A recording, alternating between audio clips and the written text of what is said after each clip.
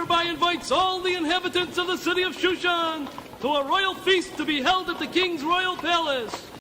Hear ye, hear ye. The king hereby invites all the inhabitants I was of the city of afraid Shushan. something like this was going to happen. Our people must realize the great danger this banquet presents to us.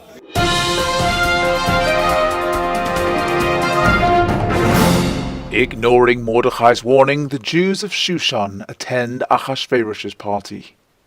The beginning of the end. You know, this place is the most beautiful place I ever saw in my life. There's gold and silver everywhere. Pull up some chairs and be seated right over here, right next to this table. I guess you're right. Excuse me, gentlemen. Are you gentlemen ready to order? Hey, what have you got? We've got Portuguese pigs, Scandinavian snails, rhinoceros bits and elephant tails, Californian clams and Syrian snake, freeze-dried ants and cockroach cake, Alaskan... That's okay. I've lost my appetite. Hey, and besides, I can't eat that, 'cause I am a Jew, and I grew up on Torah and mitzvot. Bring me Vashti, wearing the royal crown. Queen Vashti, the king formally requests Her Majesty's royal participation To show herself to all the officials. Go tell your stupid master that in the house of my father, King Belshazzar, he wouldn't have been good enough to clean the horse's stables. I refuse to obey his insane command. I will not come. So, that's the story, gentlemen. Now, according to the law, what should be done to Queen Vashti for refusing to obey my orders? Vashti is wrong, not only His Majesty, but the entire kingdom. This guy's completely off his rocker. When women will hear how the queen got away with such disrespect to her husband, all women will also mock their husbands. I can imagine who's the boss in Haman's house. If it pleases the king, he shall decree that the queen be executed. The king will then crown a new queen, who shall never repeat Vashti's foolish ways.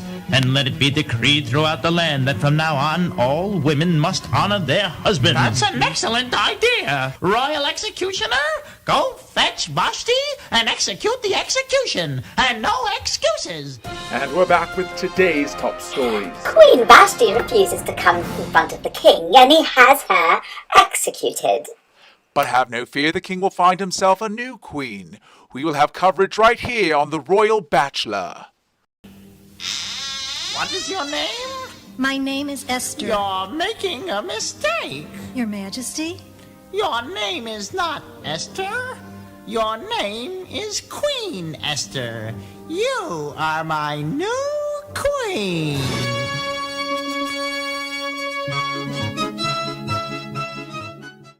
Queen Esther, what's that you say? A conspiracy taking place in the palace this very moment? Who told you?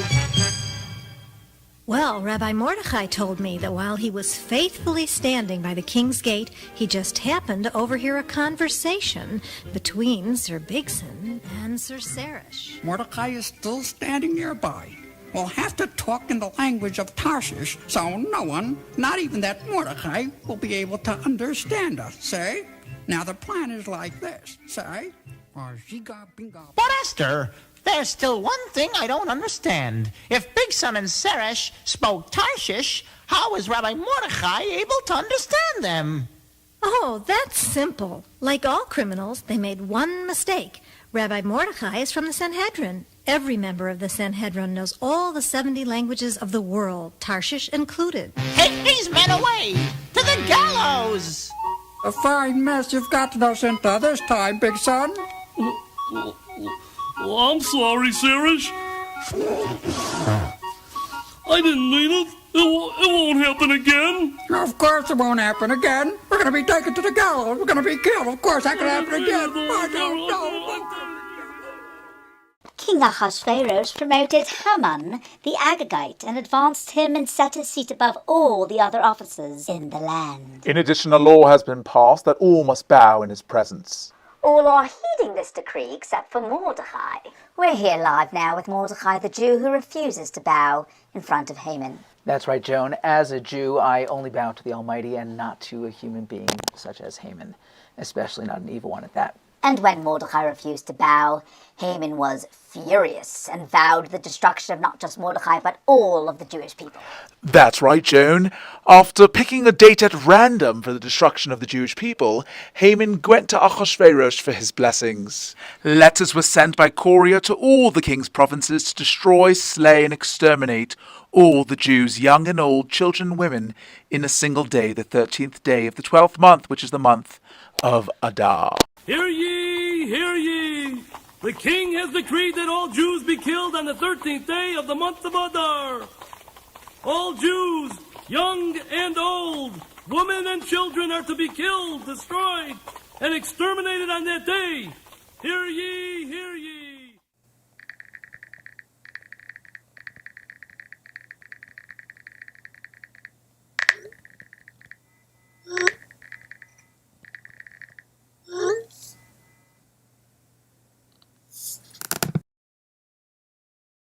You must! Exclamation point.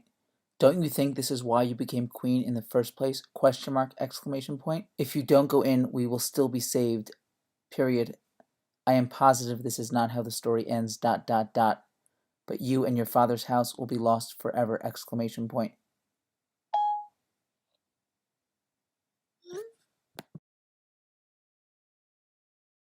Hashem, please grant your maidservant favor in the eyes of Ahasuerus. Please save your children from the hands of their enemies who have risen up against them. We have no one to turn to except to you. Hashem, please don't forsake us. Now I'm at the door of the king's inner chamber. I'm about to enter without permission. Please, Hashem, save us.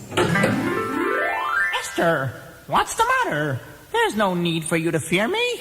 You are my queen. I will give you whatever you wish, up to half the kingdom, and it is yours. If it please the king, I have but one request. All I ask is that the king and Haman come to the feast which I have prepared for them today. Why, certainly, my dear queen.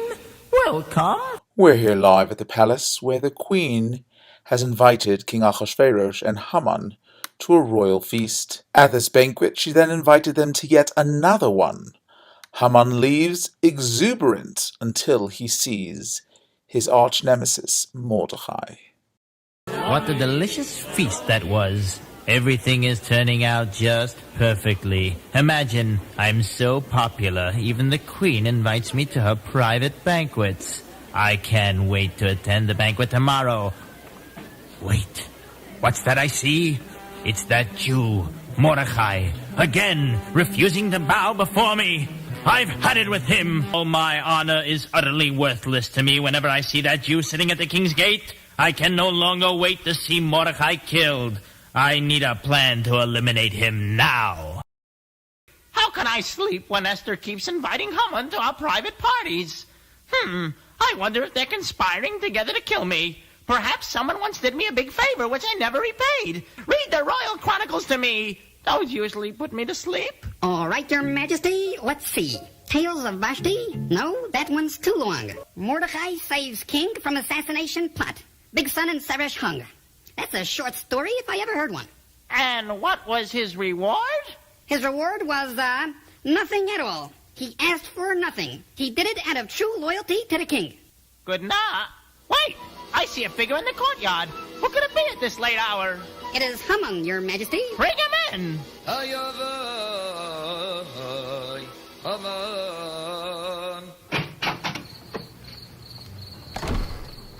Haman, you're just the person I was looking for.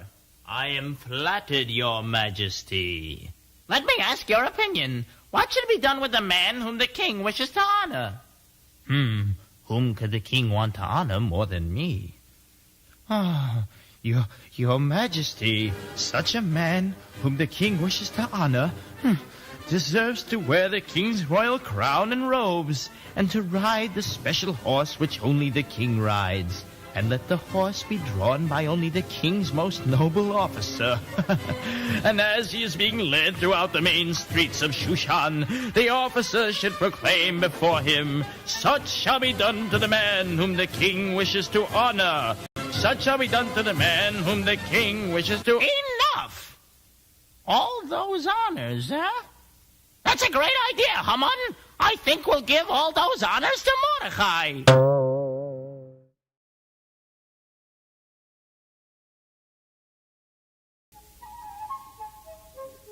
Your Majesty, Haman has just arrived. Ah, Haman, my dear friend and close advisor. Welcome, welcome. Look at this beautiful banquet that my Queen Esther has prepared. Esther, my queen, this feast is truly fit for a king. Thank you. Esther, you can ask of me whatever you desire, up to half the kingdom, and it is yours. What's the matter, Esther? Why are you crying?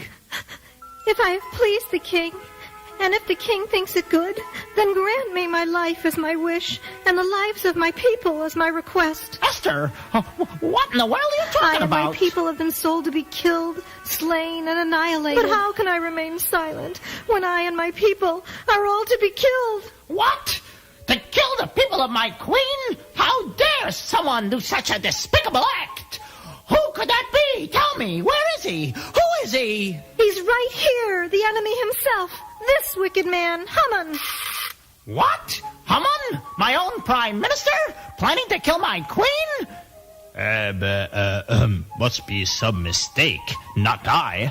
This is too much. Esther, excuse me. While I step out a moment, I need some fresh air.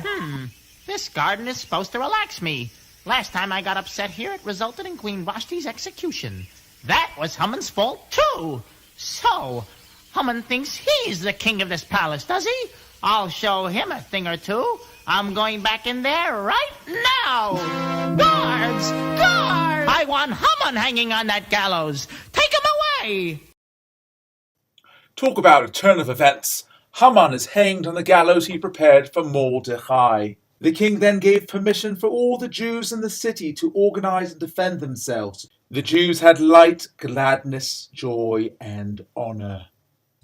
And on the 13th of Adar, the Jews protected themselves and were victorious. They established a day of Purim, a holiday celebrating this remarkable victory. And they all lived happily ever after.